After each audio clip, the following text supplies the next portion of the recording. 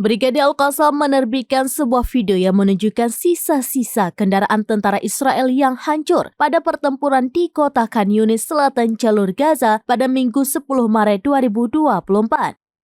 Terlihat sejumlah rantai tank dari kendaraan tempur berceceran di tanah. Bahkan terlihat juga kendaraan yang berfungsi mengangkut tentara Israel rusak berat akibat serangan Hamas.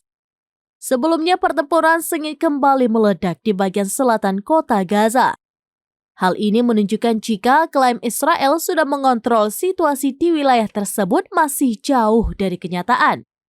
Narasumber dari kelompok milisi pembebasan Palestina kepada Al-Mayadin menyatakan milisi perlawanan termasuk Brigade Al-Qassam dan Brigade Al-Quds serta sayap militer gerakan lainnya memberikan perlawanan terhadap pergerakan tentara IDF.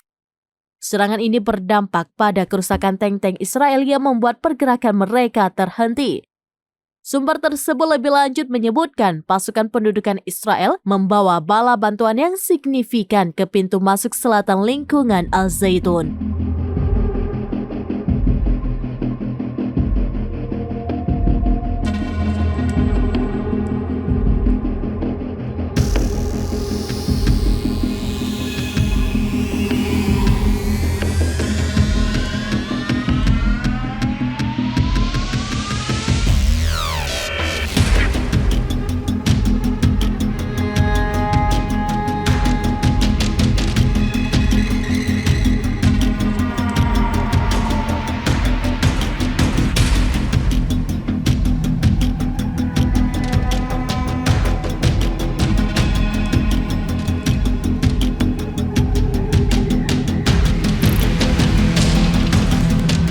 Download Tribun X sekarang, menghadirkan lokal menjadi Indonesia.